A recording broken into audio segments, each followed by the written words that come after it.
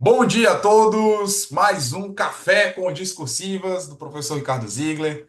Tinha um tempinho que a gente não fazia esse café com discursivas, né, pessoal? A gente estava na turma de simulados, corrigimos aí várias questões. Ainda vou preparar uma aula especial aí para a turma de simulados, né? Estou apurando aí as questões que vocês estão errando mais para preparar a aula com os temas, né, que eu vejo que a gente precisa densificar um pouco mais, tá bom? Em relação à nossa questão, o que que aconteceu? Eu abri a caixinha, né? Falei, aí, pessoal, o que vocês estão com dificuldade? Quais temas que vocês gostariam de ver numa questão? E aí o pessoal falou, olha, professor, atualizações legislativas, então, Maria da Penha, né, a nova lei 14.000, esqueci o número. A nova lei que trouxe, né, a tipificação do feminicídio e outras alterações em relação a crimes relacionados à violência doméstica contra a mulher. Administração geral, gestão de pessoas e AFO foi o top de, de questionamentos, né? De, de, de votos, né? Naquela enquete. E também, né, uma caixinha lá, um aluno respondeu, poxa, professor, suspensão condicional da pena, livramento condicional, essa parte aí do Código Penal Militar, também dificuldade. Então, vocês pediram, eu procurei ali elaborar uma questão que envolvesse todos esses temas. Então, primeiro ponto, presta atenção aqui. Isso não é um simulado da questão discursiva que vai estar na sua prova, tá? A questão da sua prova jamais vai vir desse tamanho, né? Jamais vai vir cobrando tudo isso aí em uma questão só. Esse é o primeiro ponto, né? Ela pode até ter ali, né, umas seis, sete quesitos ali para você responder, mas geralmente gira em torno de um só tema, né? Não vai ser tão interdisciplinar assim. Certo? Mas ali a ideia, né, não é fazer uma questão que somente simule, né, a questão discursiva, mas que traga o máximo de informações, ou seja, em uma hora e meia de aula aqui, que vocês tenham contato aí com o máximo de informações possíveis que estará na sua prova, para você, né, revisar, se aperfeiçoar e tudo mais. Beleza? Vamos lá, antes que vocês perguntem, né? Poxa, o Estratégia lançou lá, falou que, ó, edital nos próximos dias. Bom, próximos dias pode ser daqui a um mês, pode ser daqui a uma semana, pode ser daqui a 2 semanas, mas o fato é que essa informação é verídica, tá? De fato, eles entraram em contato com a academia e o CCS, né, respondeu o Estratégia e disse que realmente o edital estava próximo. Não sei o quão próximo. Eu já falei, né? Eu já bati o pé, eu já tinha apostado que ia sair nas primeiras semanas de novembro, tal, outubro. Não ganhei essa aposta, né? Mas creio que sai esse ano, sim, tá, pessoal? Então, acho que esse ano ainda teremos esse edital na praça. Essa é a verdade. E aí, né? Quando sair o edital, certo? Nós estaremos aí com vagas abertas para nossa mentoria. É o que a gente tem trabalhado aí desde o ano passado, né? Uma preparação muito séria e intensa para essa prova. Beleza? Bom, também, né? Turma de simulados, pós-edital e várias surpresinhas aí para vocês afiarem seus machados, tá bom?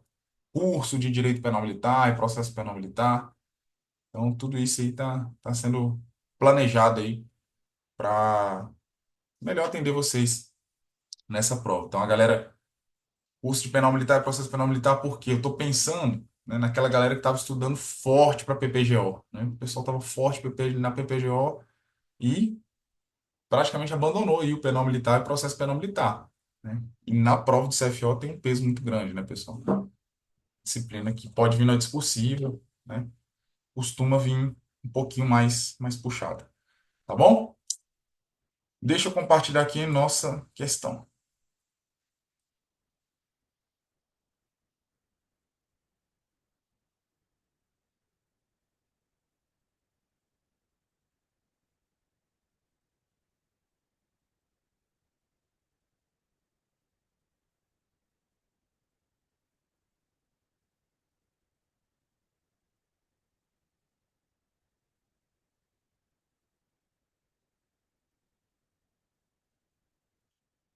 Vamos lá. Major Silva é chefe de uma seção da Diretoria de Apoio Logístico e Financeiro de uma Polícia Militar Estadual, responsável pela aquisição de bens e serviços para a corporação. Seus subordinados são o Tenente Souza, o Primeiro Santos Santos, Cabo Ferreira.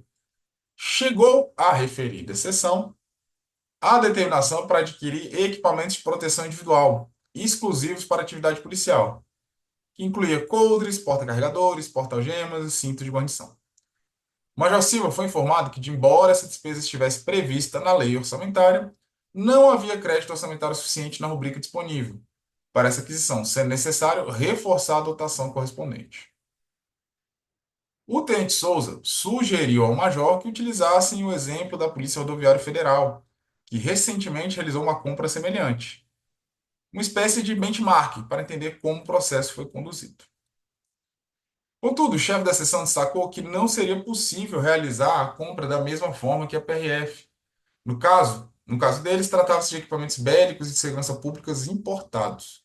Além disso, a legislação não autoriza licitações internacionais para órgãos estaduais, como as polícias militares, sendo essa prerrogativa exclusiva de órgãos da esfera federal, como as Forças Armadas, Polícia Federal e a própria PRF. Diante disso, o primeiro Santos Santos conversou reservadamente com o Major Silva e informou que tinha um amigo de longa data, fabricante de equipamentos similares, que poderia adiantar a documentação para viabilizar a participação na licitação. Ele sugeriu que, caso o major ajudasse seu amigo, todos poderiam se beneficiar, uma vez que o processo seria agilizado. O major concordou com a proposta. A licitação foi realizada na modalidade pregão e a empresa QRU Limitada, de propriedade do amigo Primeiro Santos Santos, sagrou-se vencedora. Todavia, após a fase recursal, o procedimento licitatório foi anulado pelo Poder Judiciário, pois a empresa não tinha capacidade técnica para atender o pedido da Polícia Militar e não apresentou a documentação exigida para habilitação. O Cabo Ferreira tinha conhecimento de todo o ocorrido, porque mantinha um relacionamento com Flores Bela, de 17 anos, filha do primeiro Santos Santos. Flores Bela contou tudo ao namorado, porém, ao decidir terminar o relacionamento, Flores Bela informou ao Cabo Ferreira sua intenção. Indignado com o término, Ferreira ameaçou matá-la por meio de mensagens eletrônicas. Na verdade, ele mandou mensagens eletrônicas ameaçando matá-la, né? Não, vou te matar com mensagens eletrônicas, né? Ficou ruim esse texto aqui, né? Enfim. Com receio das ameaças, Flores Bela procurou a Corregedoria da Polícia Militar e forneceu informações detalhadas tanto sobre os fatos relacionados à licitação anulada, quanto sobre as ameaças que vinha sofrendo do Cabo Ferreira. Como consequência, o Major Silva e o primeiro sargento foram condenados por sentença transitada em julgado a uma pena de reclusão de 8 meses. Suas defesas levantaram a possibilidade de concessão de suspensão condicional da execução da pena. Sobre as ameaças feitas pelo Cabo Ferreira contra Flores Bela, o oficial de plantão da Corregedoria registrou a ocorrência e informou que encaminharia o caso à Polícia Civil, especificamente à Delegacia de Atendimento à Mulher, considerando que se tratava de crime comum. O oficial também informou a Flores Bela de que era necessário que ela demonstrasse interesse em representar contra Ferreira para que houvesse consequências penais. Vamos lá, vamos para as questões.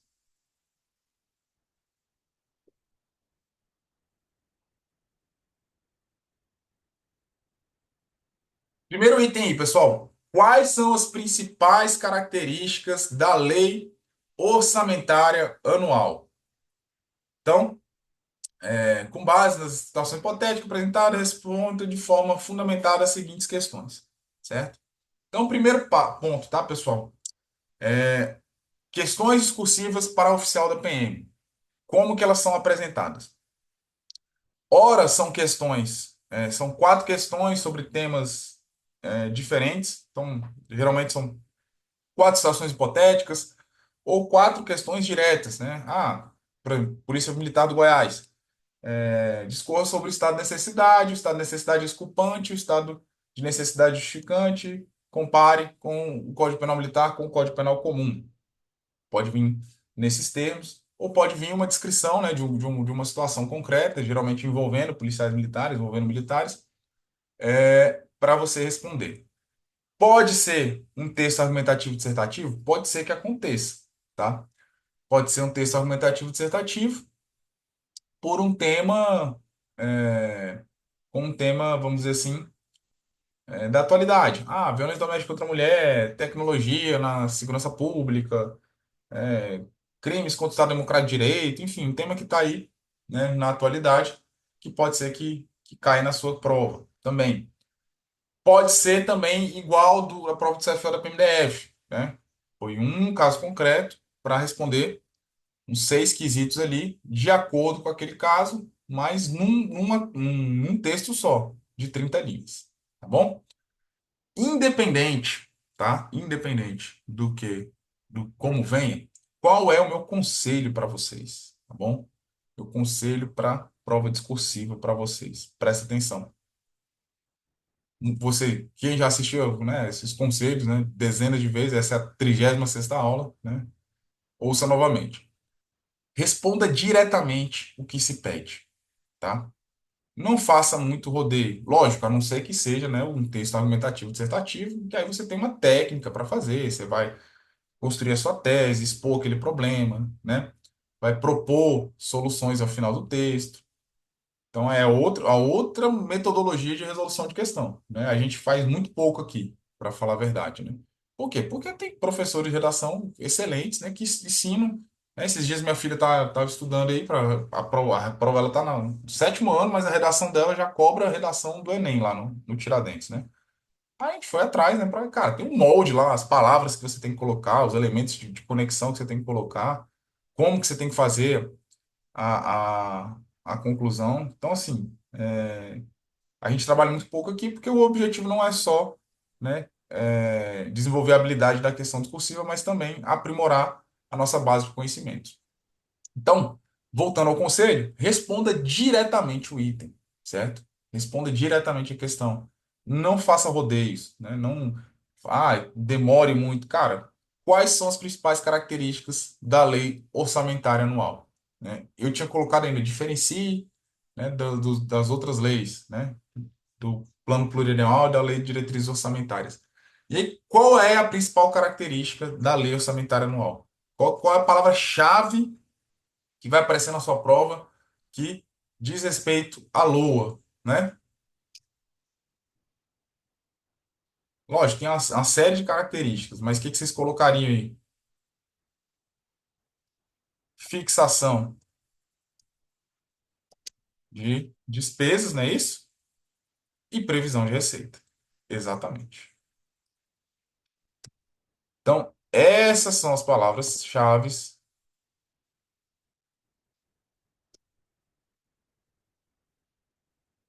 que nos remete à lei orçamentária anual. Beleza? Então, você poderia colocar, é uma lei, é um instrumento de planejamento orçamentário, certo? Utilizado pela administração pública para fixar despesas e prever receitas, né?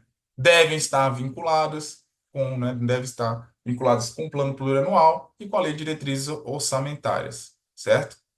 As despesas que são previstas são obrigatórias para execução, né? Salvo se tiver uma insuficiência de recurso.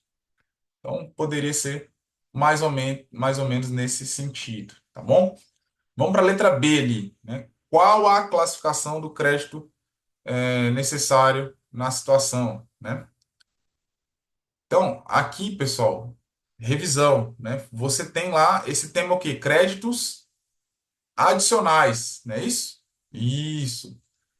Então, aqui é o crédito suplementar. Quando ele fala que para reforçar uma dotação que já existe, certo?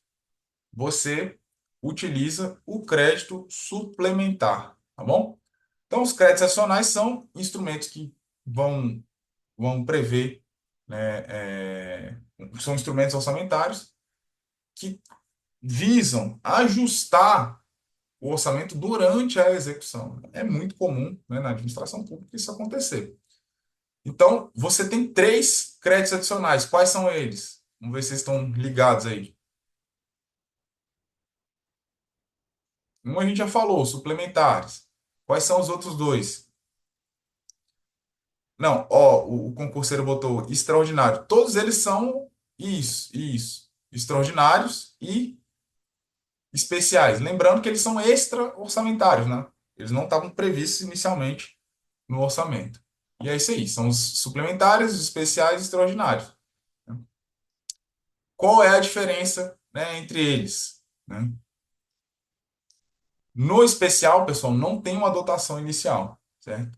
Então, surgiu uma nova despesa, uma necessidade de despesa, não tinha dotação inicial, e aí, né, será utilizado o crédito especial. O extraordinário é para uma situação de urgência e calamidade pública. Inclusive, né, ele pode, né, ser, a autorização dele pode se dar por medida provisória, por exemplo. Não é isso? Beleza. Então, o objetivo aqui desse item era fazer essa breve revisão com vocês, né, sobre os créditos adicionais previstos aí na nossa legislação. Aonde que tem isso, pessoal? Também bem descrito. Na Lei 4.320, tá? Você que está estudando o AFO, não deixa de dar uma lida nessa lei, 4.320/64. Ela vai dizer qual é a natureza das receitas, qual é a natureza das despesas, esses instrumentos orçamentários, os créditos adicionais, tá bom? Beleza?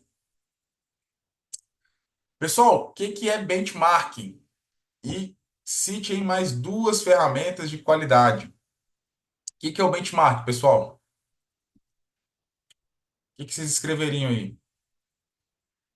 Isso, né? É você observar boas práticas que dão resultados positivos em outras empresas e você trazer para dentro da sua empresa, né? Resumindo, copiar, né? Copiar aquilo que dá certo em outra empresa para você colocar em prática na sua empresa, né? É uma ferramenta utilizada na administração de empresas, mas que obviamente pode ser utilizada na administração pública, né?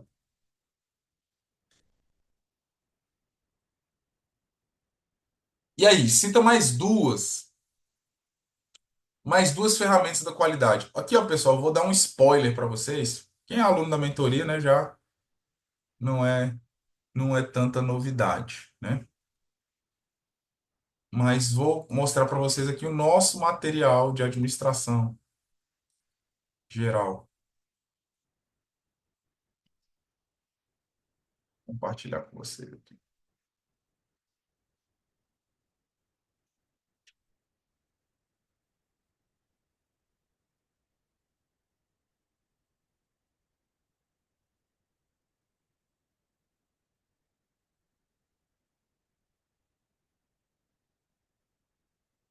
Estão conseguindo ver aí?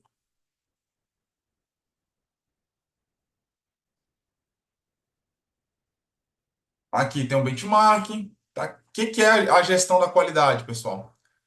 Esse foi uma área, né? No seu edital passado, ele estava com um tópico específico, né? Administração da qualidade. Foi uma área desenvolvida na ciência da administração por meio do camarada chamado Deming, tá? Quando aparecer esse nome aqui, ó, Deming, William Deming, pode se ligar que ele está falando de gestão da qualidade. Isso aí foi no pós-Segunda Guerra, né? A indústria japonesa começa, ele foi para lá para prestar uma assessoria às empresas do Japão, certo? E aí ele percebeu, né, a disciplina, né, dos trabalhadores japoneses e como que, que ele podia potencializar essas virtudes, né, daquele povo para um aperfeiçoamento dos seus produtos, dos seus serviços, né, gerando ali uma, um modelo de gestão que iria impactar o mundo, né? Então, até aquele momento ali, né, os produtos japoneses, né, na década de 50 ali, eram tidos que nem a gente, né, chamava os produtos chineses também há um tempo atrás, né? Ah, produto de má qualidade, cópia barata, tal. E ele introduziu ali, né, metodologia de gestão, de técnicas, não só voltado no produto em si, mas também, né, no treinamento do pessoal, na forma de liderar, que chamou ali, ficou conhecido aí como modelo Toyota, né, de gestão de qualidade, levando a qualidade dos produtos japoneses, né, tanto que na década de 70, 80, os carros japoneses chegavam, né, muito competitivos nos Estados Unidos por conta dessa forma, né, de gerir, de evitar o desperdício e tudo mais. E aí tem algumas ferramentas de qualidade. Vocês colocaram aqui ciclo PDCA e análise SWOT. Assim, eu entendo, né, que essas ferramentas que vocês colocaram, elas têm mais a ver com planejamento, tá? Mais a ver com planejamento do que com gestão da qualidade. Então, assim, não estaria errado, né? Completamente errado, mas elas têm mais relação, certo, com ferramentas de planejamento do que de gestão da qualidade, tá? Quando falar em gestão de qualidade, lembra disso aqui, ó, de método Kaizen, né, de melhoria contínua, diagrama de Ishikawa, né?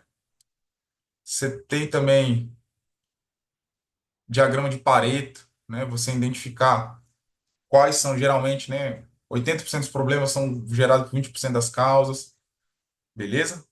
80-20, isso.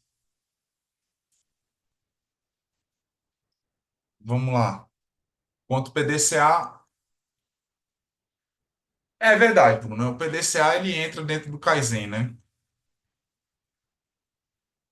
Bom, vou aceitar o teu recurso, tá?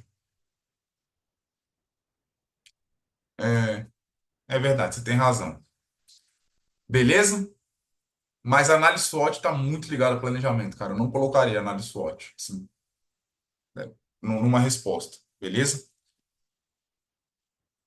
A não ser que eu fundamentasse, né? Falando, olha, né, análise SWOT dentro de uma perspectiva para identificar as causas, problemas, beleza? Esse aqui é o nosso material, tá? De administração geral. Então, o pessoal que não está na mentoria, a gente traz questões do CESP aí, tá bem de acordo com aquilo que vocês vão precisar para a sua prova, tá bom? Beleza? Vamos lá, vamos voltar aí para nossa questão. Cara, não consegui pensar em nada de gestão de pessoas aqui. Ia ficar muito maluco essa questão, né? Voltando para nossa questão aqui. Aqui a gente botou crédito suplementar, né?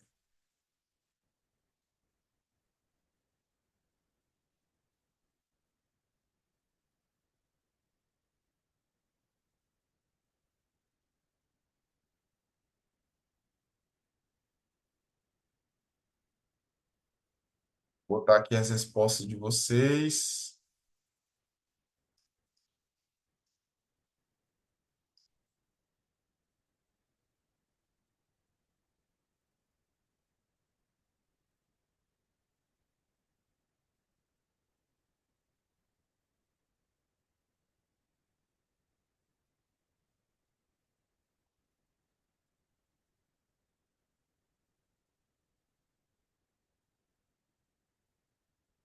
Beleza.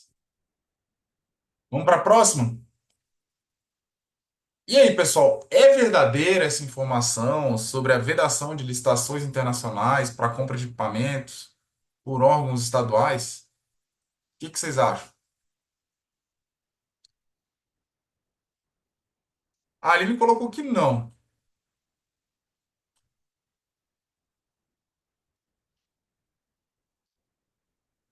A Aline colocou que não porque ela já é da casa, né? Ela tá ligada. Mas, pessoal, realmente não tem, né? Há muito tempo atrás tinha algumas vedações, em decretos, né, sobre isso. Cara, para uma polícia militar fazer uma licitação, uma compra internacional, era um trabalheiro danado, mas essa barreira já foi rompida e já tem um tempo, né? Tanto é que, pô, a PM tem Glock, toda a pistola que você vai receber, certo? É uma pistola da República Tcheca, foi uma licitação internacional. Os fuzis que a PM tem são fuzis turcos, né? O Kali Kalip lá. Enfim, o coldre que você vai receber é um Safariland, né? Que é também internacional, então não tem essa limitação, tá? Licitações internacionais, dá uma lida lá, aproveita e dá uma lida lá no artigo 52 da Lei de Licitações, certo?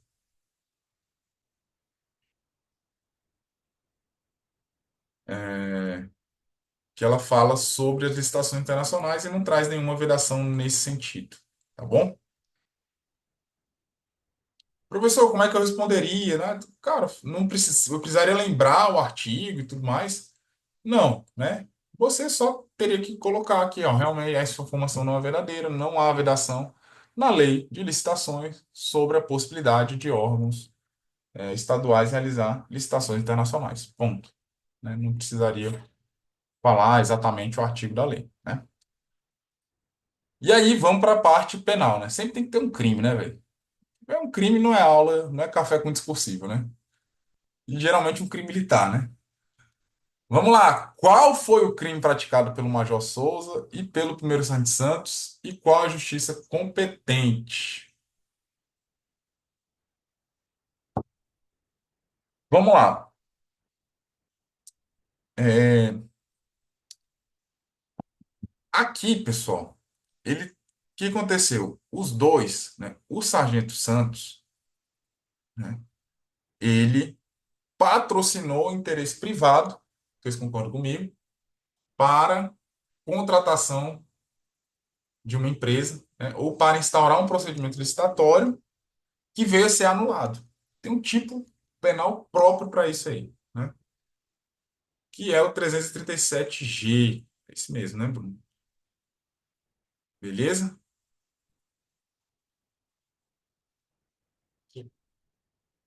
Certo? Só que aí, que é o patrocínio para contratação indevida. Geralmente, tá, pessoal, esse crime, ele vem acompanhado, né? Ele vem acompanhado aí de corrupção passiva, né, de outros crimes. Mas nesse caso aqui, não, né? Não tem nada que indique, né? Ele fala que, ó, depois você vai ser beneficiado, mas não tem nada que indique que o camarada que eles solicitaram ou que eles receberam uma vantagem indevida para facilitar essa licitação, beleza? Então, assim, o único crime, né, que estava aqui, segundo o meu gabarito, né, era realmente esse, né? Por que que os dois entram? Porque um entra como o autor, né, e o Major Souza como auxiliou, né, entra pelo menos como partícipe aí nessa infração penal. Só que, professor, esse crime não está previsto no Código Penal Militar. Ele vai ser julgado na Justiça Comum, na Justiça Militar? Não, vai ser julgado na Justiça Militar. Por quê? Porque você vai combinar, né, com o artigo 9º, inciso segundo, a linha C, que fala do crimes praticados pelo militar em serviço, e a linha E, que é o crime praticado em desfavor da administração militar. Beleza? Exatamente. Muito bom aí. Harley, Bruna. Então, será julgado na Justiça Militar. Ponto. Beleza? Justiça Militar. E aí vem as perguntas. Porque você vai ver a pena desse crime. Professor, eu tenho que lembrar qual é o o artigo certinho. Não, o que que vocês poderiam responder na sua prova? Foi praticado um crime contra, praticado um crime previsto no Código Penal contra as licitações e contratos. Aí é legal descrever o tipo, né? Falar, olha, porque quem patrocina interesse privado, né, que dando causa à instauração de uma licitação, presta atenção, instaurar a licitação ou a celebração de contrato, que a nulidade seja decretada pelo Poder Judiciário incorre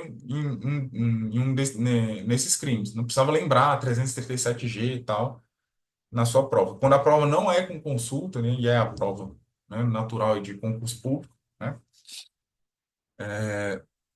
você não precisa lembrar exatamente lá do artigo da lei, só colocar, olha, é um crime, foi praticado um crime contra as licitações e contratos previstos no Código Penal, tendo em vista que o sujeito, que Major Souza e Santos, né, patrocinaram interesse privado dando causa a um procedimento licitatório que veio a ser anulado, embora esteja previsto no Código Penal, é considerado crime militar porque foi praticado por militar em serviço em desfavor da administração militar, beleza? E aí, se lembrar, como vocês lembraram aí, né, do artigo, coloca, né? Coloca, não tem problema. Mas essa resposta dessa forma estaria satisfatória, tá bom? E aí a pergunta: cabe medida despenalizadora prevista em 9.099 ou acordo de não persecução penal? Vamos lá, pessoal. Medida despenalizadora, nem se fosse, né, um crime comum, não caberia. Né? Por quê? Porque a pena máxima é 3 anos. E não cabe, né, como a Bruna bem lembrou aí, não cabe na Justiça Militar medida despenalizadora da Lei 9.099. Ok? Então, não caberia, nem se fosse, né, servidores civis, por conta da pena máxima. Minto, né? Se fosse servidores civis, caberia, em tese, suspensão condicional do processo. Né? Por quê? Porque a pena mínima é 6 meses. Então, caberia uma das medidas penalizadoras, mas não caberia transação penal, né? Porque a pena máxima é 3 anos. Ok? E o NPP? Caberia? Olha, se fosse, né, na administração civil, caberia. Né? Por quê? Porque a pena mínima é de 6 meses. Né? Na verdade, não caberia porque cabe suspensão condicional do processo, perdão. Né? Então, se cabe suspensão condicional do processo, então, em tese, ele não caberia ao NPP. Mas por que que não cabe na Justiça Militar? Ah, porque não tem previsão legal aí no Código de Processo Penal Militar.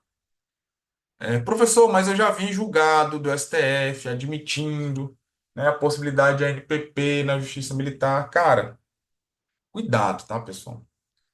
A gente tem que tomar cuidado, principalmente para nossa prova. Aquilo que foi decidido em Tribunal Superior, né, em recurso em habeas corpus, é, um habeas corpus julgado por turma do STF, daquilo que veio em recurso extraordinário, que está informativo, que tem repercussão geral, tá?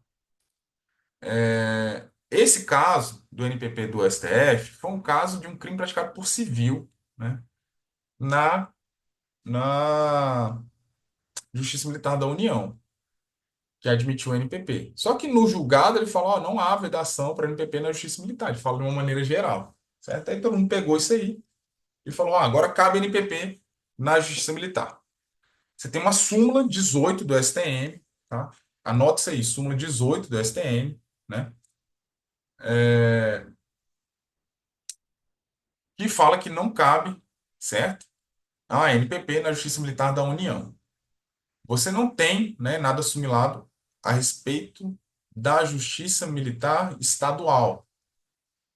Mas, tá? O que eu levo para minha prova? Primeiro, se for minha prova objetiva, se não vier, cara, bem específico, falando, olha, admite-se excepcionalmente, segundo o STF, o NPP, cara, não cabe NPP na Justiça Militar. Por quê? Porque não tem previsão expressa no Código de Processo Penal Militar.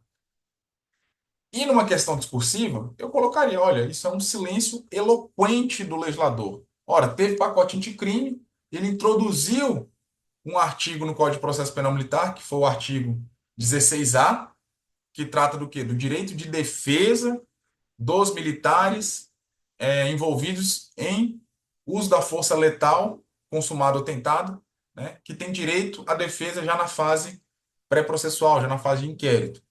E não falou nada sobre NPP. Então, o legislador não quis incluir NPP na Justiça Militar, certo? Vão ter gente argumentando, mas o NPP lá no Código de Processo Penal não tem essa vedação. Ok, tá? Mas não tem, né, pela especificidade do Código do Direito do Processo Penal Militar, não tem previsão expressa. Então, posição quanto à NPP para sua prova, velho, tanto na objetiva quanto na discursiva, é que não cabe, tá bom? Então, cuidado quando você lê aqui julgado, porque, pô, o cara sai um julgado lá, o cara já mete no Instagram, pá, não sei o quê, já faz um post, e aí, cabe NPP. Então, assim, por isso que, cara, na boa, assim, né, eu tenho muito, né, eu boto conteúdo ali no Instagram, né, boto e-mail, eu acho legal, tem páginas excelentes, né, que a gente aprende muita coisa. Tem gente que cria página só, cria um Instagram só de estudo, né, só para ficar olhando ali, né, posts de conteúdo voltado para concurso, né. Mas, assim, eu ainda sou um pouquinho resistente, sabe? Eu ainda acho que não tem nada que vai estar no Instagram que não vai estar num material de qualidade seu, que não vai estar em alguma questão de concurso, certo? Que você não vai pegar, né? Ainda tem essa resistência, porque isso pode induzir o camarada ao erro, sabe? O camarada pega lá e fala, pô, mas eu vi isso, né? Publicaram lá. no Instagram, né, sobre essa possibilidade, aí você fica meio que confuso. Então, tome cuidado com isso, tá? A maioria das suas questões vão ser a literalidade da lei, né, e questões jurisprudenciais de temas pacificados, temas assim, é, que vão estar informativo, certo? Não vai ser tipo um julgado isolado do STJ, um julgado isolado ali do STF, raramente, assim, tá? Para prova de CFO. Né? Se fosse uma prova ali de promotoria, às vezes, né, dependendo do estado, às vezes o cara cobra um julgado específico, né, daquele estado. A nossa conversa seria diferente, tá bom? Então, assim, quando você vê alguma coisa, né, um julgado, sobre essas situações, você vê assim, poxa, foge um pouco do comum, dá uma olhadinha também no caso concreto, né? Por exemplo, esse caso concreto, como eu falei, trata-se de um crime praticado por civil, na Justiça Militar da União. Então, e quanto a crimes militares, a processo penal militar, sempre, lembre-se, tá? O STM sempre busca atrair a competência para a Justiça Militar, tá bom? Beleza, pessoal? Safa aí quanto a esse.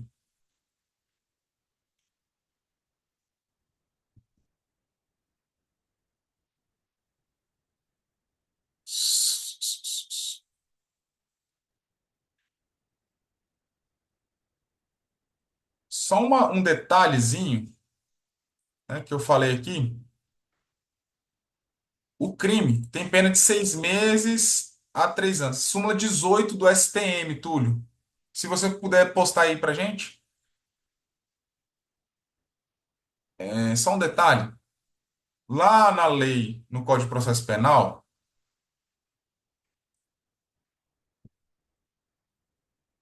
é, tem algo que dá muita discussão, tá? Mas para sua prova, só para ser bem técnico aqui. O crime tem pena de 6 meses a 3 anos, certo? Caberia suspensão condicional do processo ou NPP. Tá? A vedação que tem no Código de Processo Penal, ou seja, quando que não vai se aplicar o NPP? Quando cabe transação penal. É isso que a lei fala, tá? Porque qual a diferença dos dois? Qual a diferença principal ali da suspensão condicional do processo para o NPP?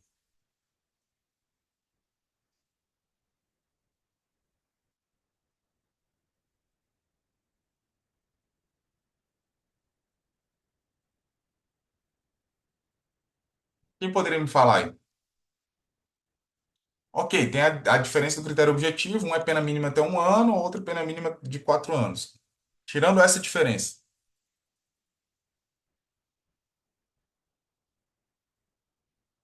Ah, um está no Código de Processo Penal, o outro está na Lei 9.099. Tá bom. Tirando essa diferença.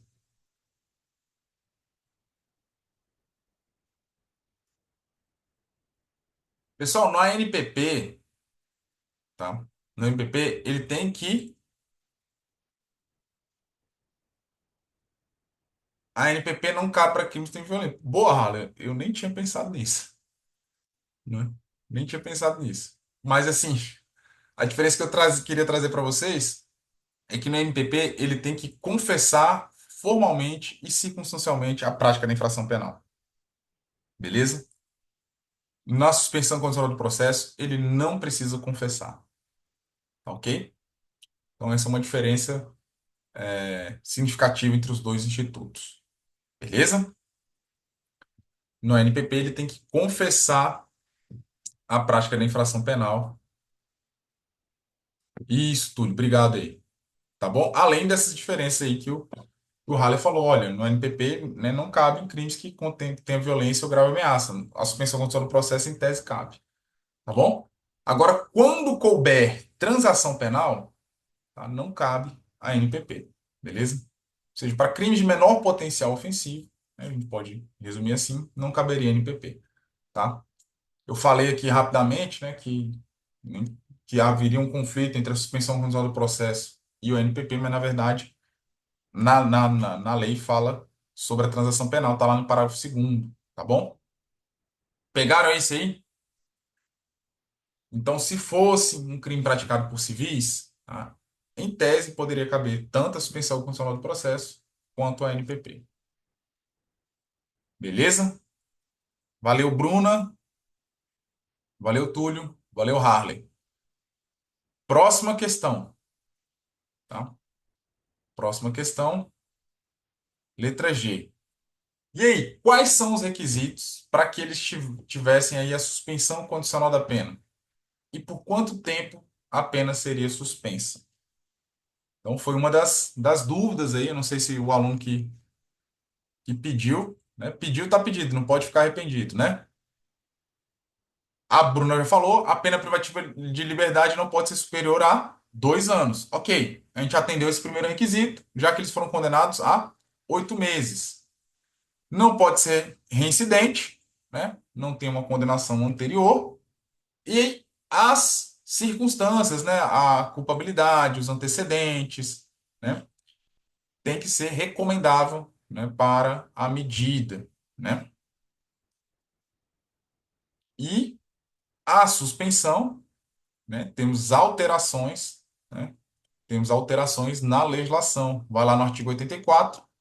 Por quanto que está a suspensão condicional da pena no Código Penal Militar? De 3 a 5 anos. Né? De 3 a 5 anos. Muito bom, Harley. Cuidado, né, que no Código Penal comum é de 2 a 4 anos. Beleza? Então é isso. Bons antecedentes, né? Culpabilidade, conduta social que recomende a aplicação da medida. Não pode ser incidente em crime doloso. Beleza? Pena privativa de liberdade menor que 2 anos. E a suspensão da pena de 3 a 5 anos. Perfeito? No caso da detenção, de 2 a 4, como bem disse a Bruna. E aqui, pessoal, cuidado, tá? Que esses crimes da lei de licitação, não. Esses crimes contra a licitação, certo? Eles, embora, né, tenha a pena pequena aí, eles são apenados com pena de reclusão,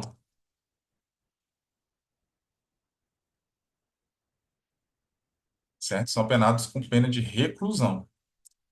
Você tem um crime só que é apenado com pena de detenção aí nesse título de crimes contra a licitação, que é a violação de sigilo, tá? Violação de sigilo em licitação é apenado com detenção. Porque é raro, né? Geralmente a gente pega um crime, poxa, pena de 6 meses a 2 anos, geralmente é detenção, né?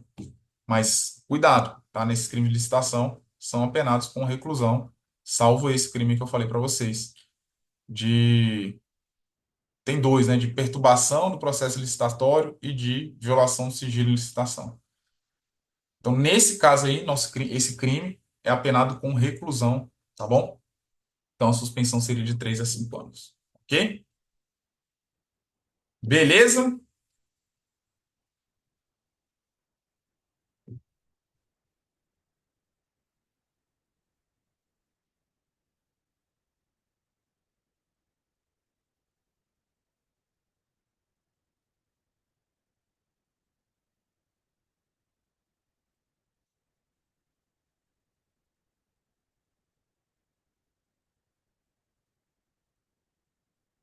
Bruno colocou aqui. É retroativo porque esses tipos penais eram da antiga lei de licitações.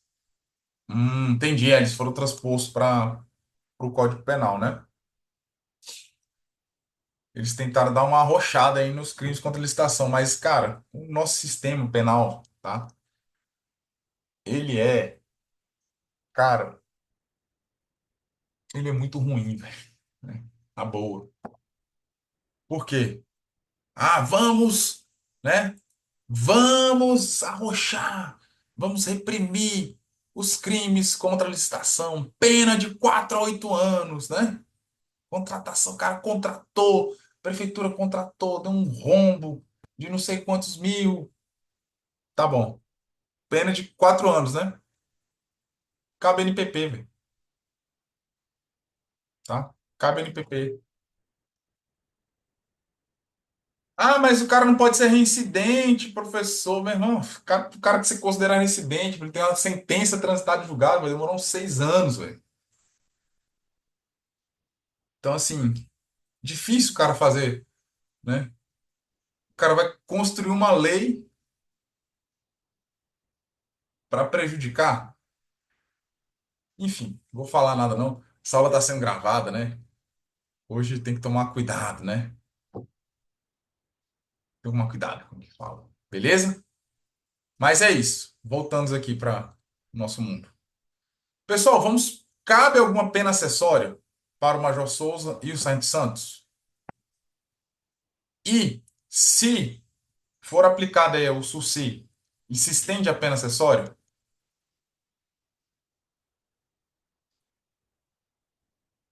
vamos lá para o H.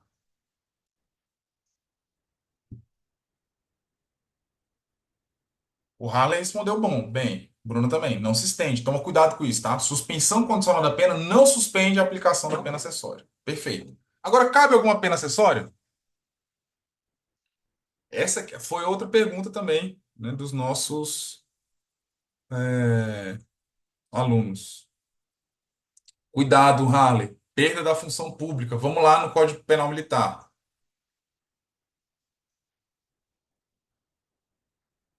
Vamos lá para o Código Penal Militar, pessoal. Artigo 98 e seguintes.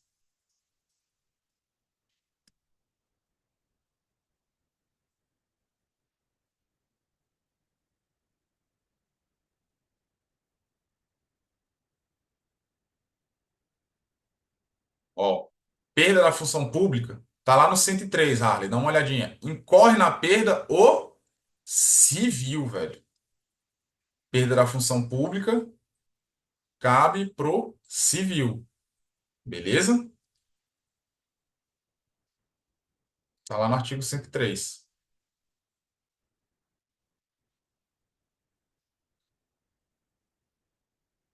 Não caberia a exclusão das Forças Armadas nem indignidade para oficialato, nem incompatibilidade, nem a perda do posto, porque a condenação foi menor que 2 anos. Tranquilo? A única que cabe aqui, né, é a suspensão dos direitos políticos. Porque, enquanto perdurar a condenação, né, ele, é, ele tem a suspensão dos direitos políticos. Está no artigo 106, tá bom? Não confundam, tá, pessoal? Não confundam penas acessórias com efeitos da condenação, tá? Estão lá no artigo 109. Aproveito para fazer essa revisão, tá? Aproveito para fazer essa revisão. Tranquilo? Então, efeitos da condenação é uma coisa, tornar, por exemplo, efeito da condenação tem todas as condenações. Tornar certa a obrigação de reparar o dano. Então, a administração pública teve um prejuízo, né, com um procedimento licitatório. Enfim, vai ter que reparar o dano, ok? E a perda dos objetos, né, dos instrumentos do crime, do produto do crime. No caso aqui, né, não se aplica. Beleza? Então, cuidado, tá? Cuidado. Aqui, perda da função pública, senhores, é uma pena acessória que se aplica ao civil, tá?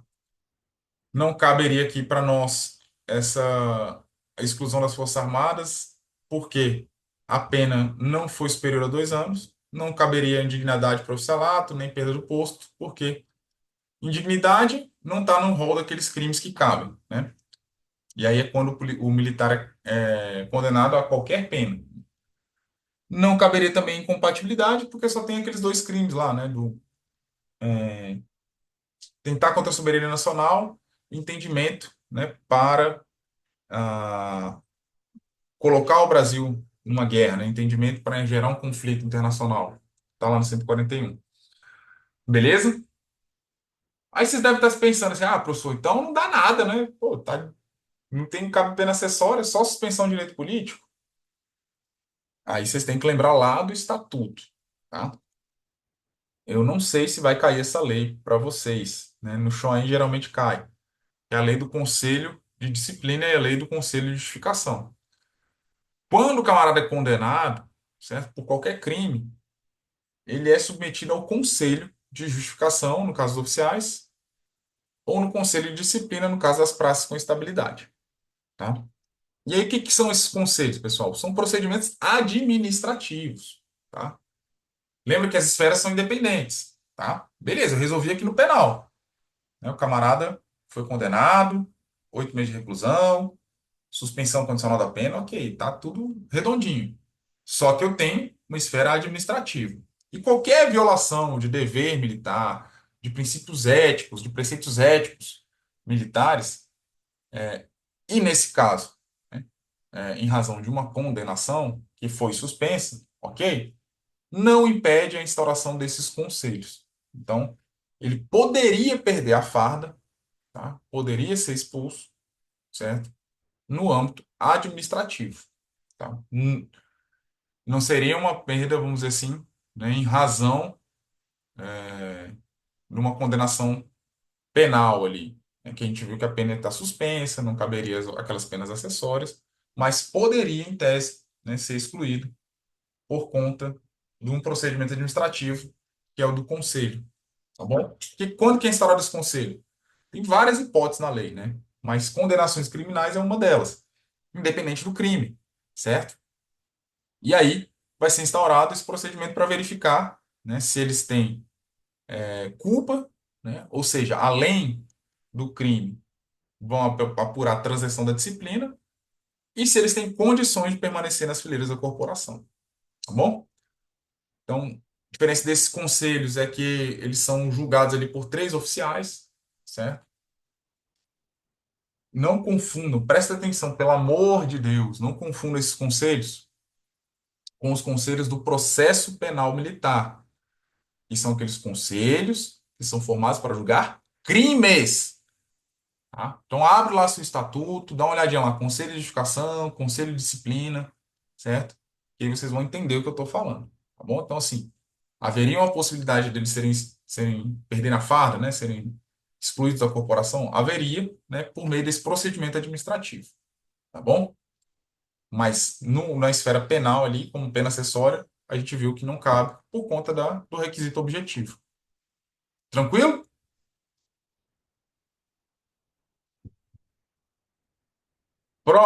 Próxima questão. Quanto a essa questão do conselho vocês entenderam? Quer que explique de novo? Se você, né, tá com dúvida aí, dá uma olhadinha no estatuto da Polícia Militar do Distrito Federal, lê lá sobre isso que eu estou falando, tá bom? A informação fornecida pelo oficial da Corregedoria a Flores Bela foi correta? Explique se o direcionamento dado por ele está em conformidade com o ordenamento jurídico e as normas aplicáveis. E aí, pessoal, foi correta a informação do oficial da Corregedoria?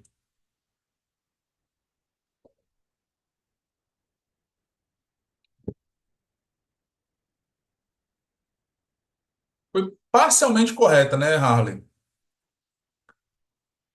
A respeito do crime ser de competência da justiça comum, de encaminhar para a delegacia da mulher. Essa informação foi correta, né? Concordo comigo? Não tem crime militar. É um crime praticado pelo militar da ativa contra uma civil, né? Fora do serviço, fora do local sob administração militar. Então, essa informação foi correta. A informação que foi incorreta foi por quê? Porque a nossa lei, nova lei aí, né, que trouxe o feminicídio como um tipo penal comum, Lei 14.994. Ele aduz que a ameaça, certo? A ameaça contra a mulher agora é um crime de ação penal pública incondicionada.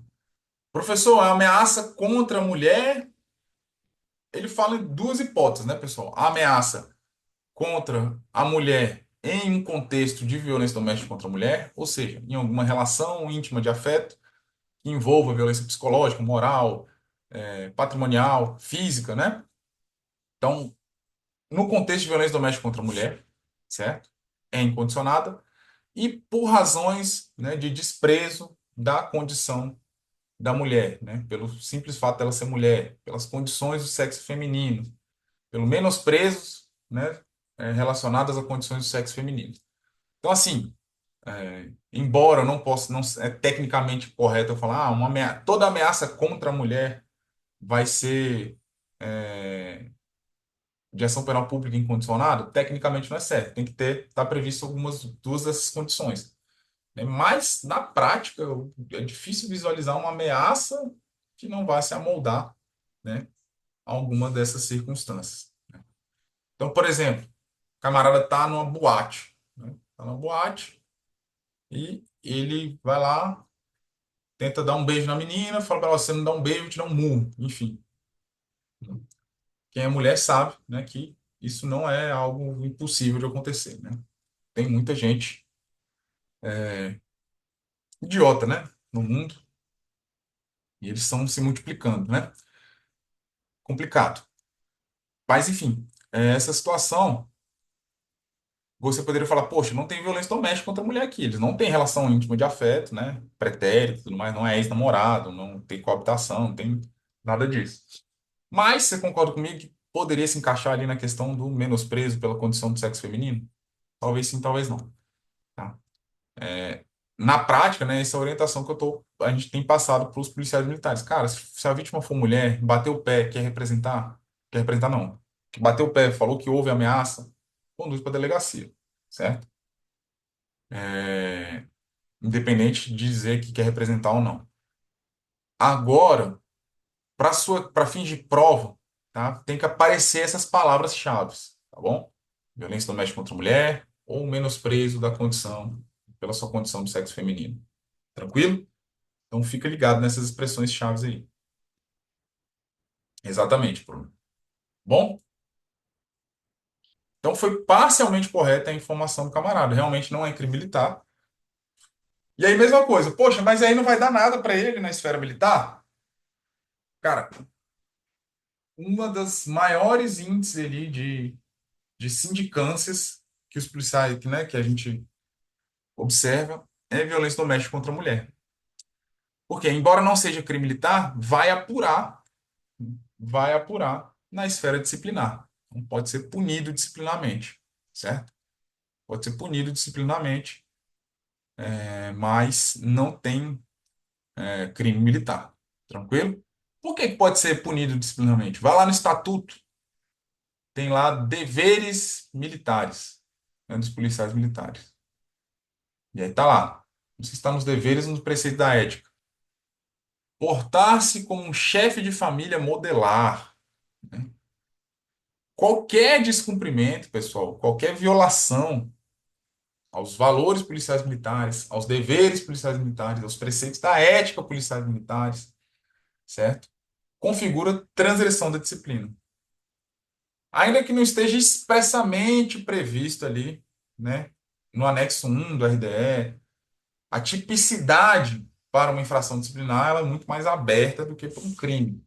Vocês compreendem isso? Então, qualquer descumprimento ali, né, dessas normas do estatuto, o sujeito incorreria ali numa transgressão da disciplina. É isso aí. Vai responder a sindicância, tá? Pode ser punido disciplinarmente. Tranquilo? Vocês vão ter lá no CFO umas 40 horas aí só sobre o processo administrativo disciplinar. Vão aprender, né, diversos procedimentos administrativos, como é que você conduz, como é que é o papel do encarregado, quais providências que você tem que fazer, enfim. Isso aí é matéria já interna, já depois da sua aprovação. Mas é bom que vocês saibam só, né, que tem instâncias penais, penais militares, né, e a instância administrativa que elas são separadas. Tá bom? Safa aí, pessoal. Então, é isso. Ficou alguma dúvida? Dúvidas? Gostaram aí da aula? Pois é, pessoal que não está na mentoria, pessoal que não está conosco aí, né? Quando a gente começar a nossa mentoria, vão ser tipo 2 encontros, certo? 2 encontros por semana e geralmente nesse padrão aí, cara, tá? Temas relevantes para sua prova, temas contextualizados, temas atuais, revisando o máximo de informações possíveis que vão estar na sua prova, beleza? A Aline já vai começar. Cara, na boa, se eu tivesse lançado mais uma turma pré-edital, né, daria aí que o pessoal está estudando já, né, um tempinho, né, se tivesse lançado logo quando terminou a outra turma. Mas eu fiquei naquela, né, cara, eu vou esperar aí um. o, vou esperar o edital, vou esperar o edital e acabei não lançando. Agora eu tô nessa linha. Acho melhor esperar, né? O pós-edital. Beleza? A Bruna tá no CFO Flix, ainda vou gravar um outro CFO Flix, né? Estamos aí elaborando as questões. Cara, que inclusive você me lembrou, Bruno, nesse final de semana eu tinha que montar aqui, né? Mandar lá para galera do pedagógico. Beleza? É... Bom, então, então é isso, tá? O pessoal que não conhecia o nosso trabalho e tal, não sei o quê. Não, espero que gostem, né? Quem está na mentoria tem acesso às aulas que já foram gravadas, né? Então pode assistir todas as aulas do café. Essa é a 36ª aula, então tem muito conteúdo para vocês, né? E tem ali o Selfie aí que eles estão falando, que já é um programa, né, anterior, da primeira mentoria, que tem mais de 900 questões resolvidas, né? Aulas ali, né, de questões comentadas. Tá bom? Obrigado, Vinícius. Espero que tenham gostado, pessoal. Né, a gente orou aqui no começo para que tenha sido uma manhã incrível para vocês, porque para mim foi ótimo, tá, cara? Eu adoro isso aqui, eu adoro estar aqui transmitindo conhecimento, compartilhando um pouquinho da minha experiência, né? Espero que vocês, a cada aula que a gente tem, vocês evoluam também, né? Como estudantes, como pessoas, que realmente vocês estejam cada dia mais preparados para o oficialato, tá bom? Então, lógico, né, que você tem ali o seu curso e tudo mais, mas assim, no fundo, pessoal, a missão é que ingressem cada vez mais oficiais melhores para a nossa corporação, tá bom? Questão da Bruna de ontem. Ah, aquela questão muito boa, Aline. Vamos lá? Então, vamos deixar gravando aqui uma questão que apareceu lá no nosso grupo do Telegram.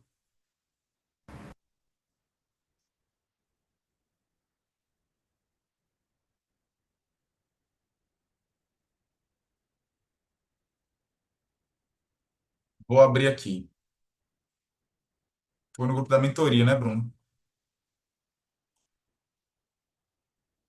Ou foi no de simulado? Foi no grupo da turma de simulados.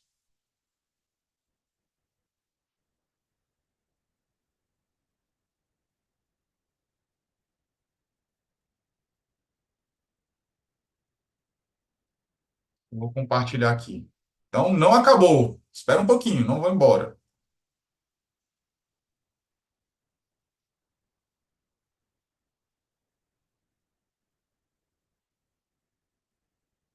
Vocês estão vendo aí? A questão é a seguinte: segundo a teoria limitada da culpabilidade, o erro evitável de policial sobre os limites do estrito cumprimento do dever legal, que produz uma lesão corporal grave, permite a punição a título de culpa. Vamos entender isso aqui, pessoal. Parece muita informação, muito difícil, mas a bem da verdade não há. Não é, tá? Vamos lá. Isso aqui, certo?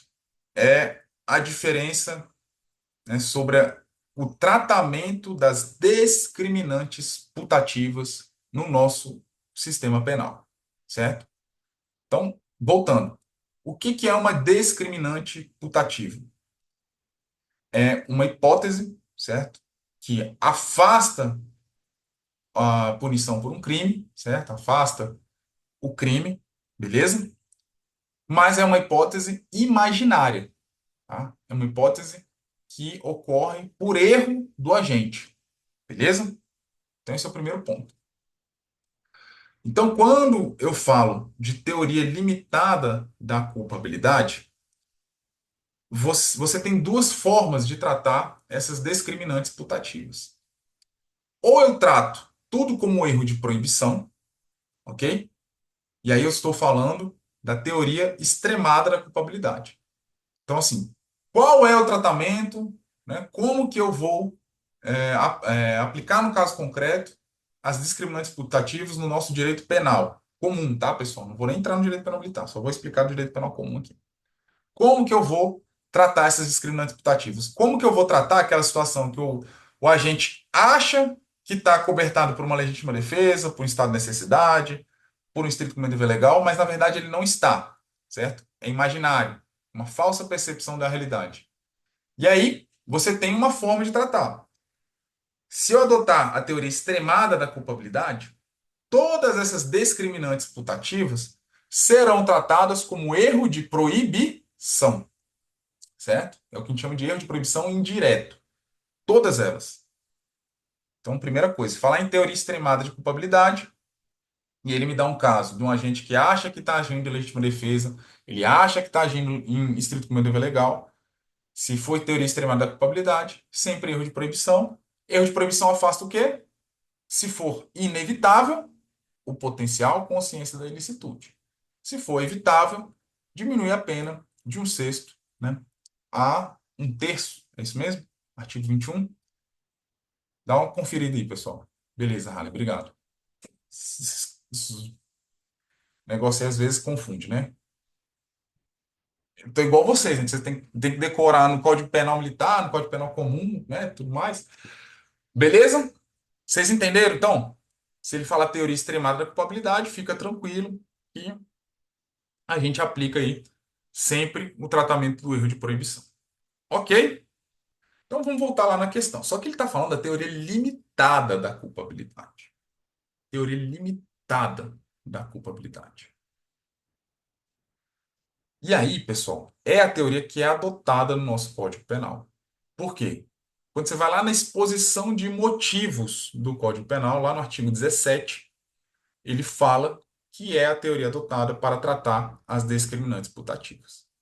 E aí, quando eu falo, certo? Quando eu falo em teoria limitada à culpabilidade, eu vou ter duas situações, certo? Duas situações diferentes de tratamento, tá bom? O primeiro tratamento, aí presta atenção nas palavras-chave. Se ele falar sobre a circunstância fática, certo? Se o erro for sobre uma circunstância de fato, sobre uma circunstância de fato, eu vou pegar aqui uma questão, deixa eu ver se eu acho aqui.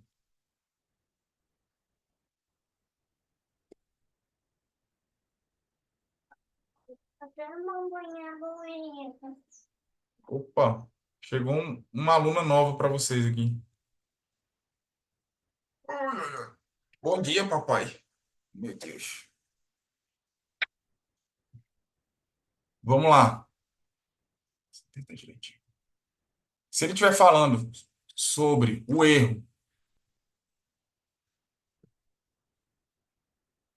circunstâncias fáticas, eu vou tratar ele igual um erro de tipo, ou um erro essencial, tá? Estou escrevendo aqui para vocês. Teoria limitada da culpabilidade. Se o erro, né, for em relação à circunstância fática, eu trato igual um erro de tipo. Se o erro diz respeito à existência ou os limites da discriminante, eu vou tratar igual ao erro de proibição, tá? Então vamos voltar lá na questão.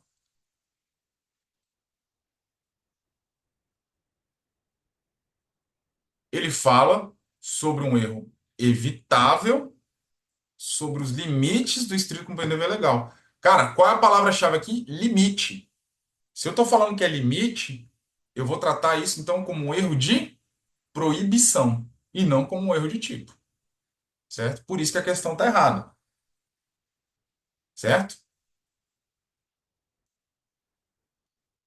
Vamos para um exemplo concreto, então, certo?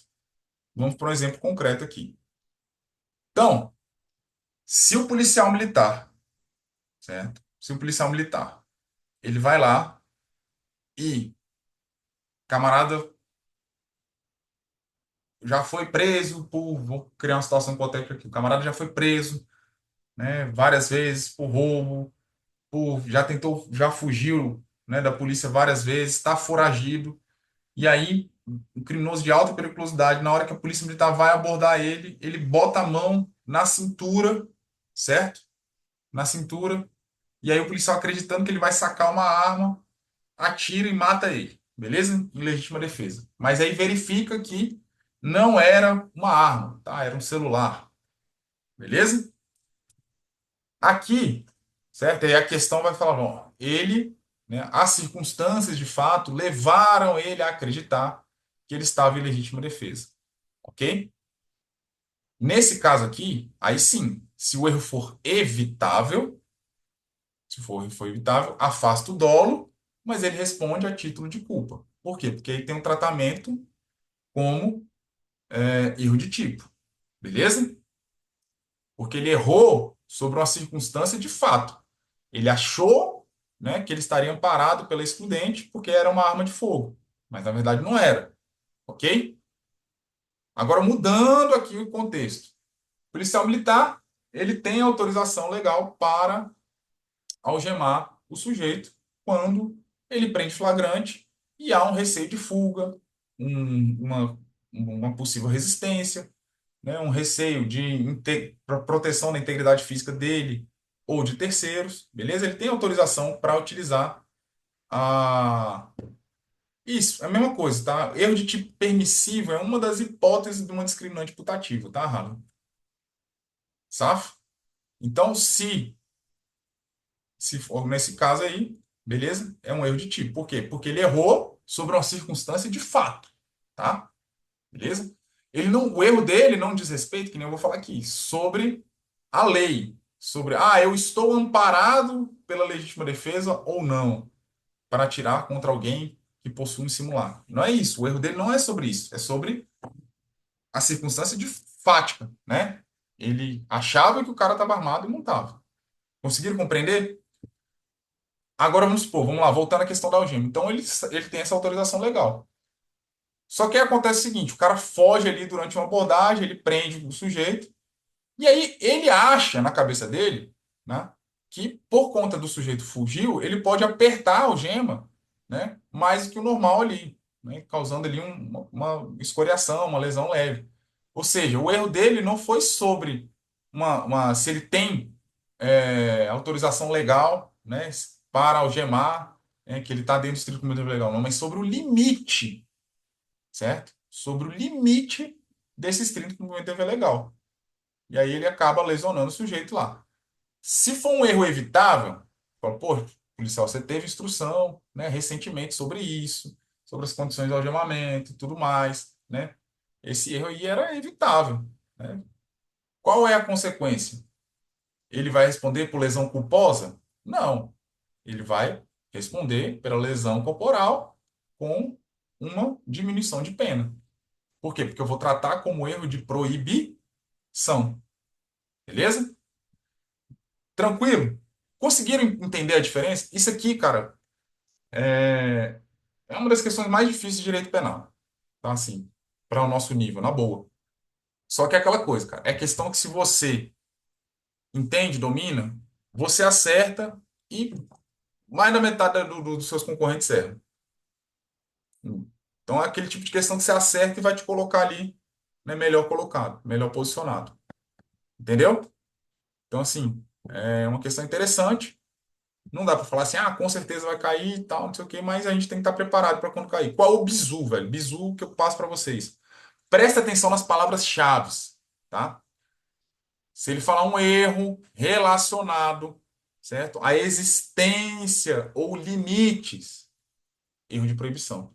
É o que a gente chama de erro de proibição indireto, ok? Se ele falar um erro sobre as circunstâncias de fato, tá? Aí a gente está falando, a gente vai dar um tratamento de erro de tipo. Conseguiram pegar esse bizu? Aline, entendeu?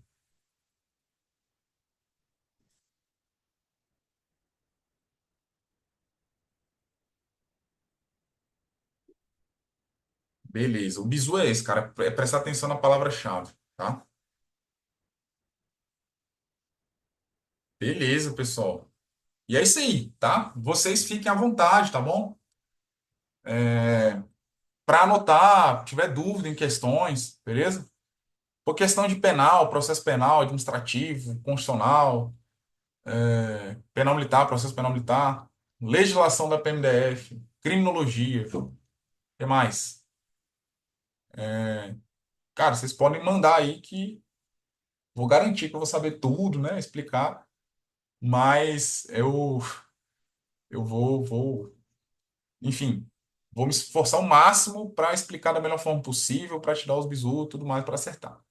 Se for de outras matérias, né? Ou de administração geral, de AF, gestão de pessoas, eu me formei já tem, cara, vai fazer 20 anos que eu entrei na faculdade de administração. Então, eu vou ter que dar uma pesquisadinha, não vou saber ali na ponta da língua, tá? Vou ter que esforçar um pouquinho mais.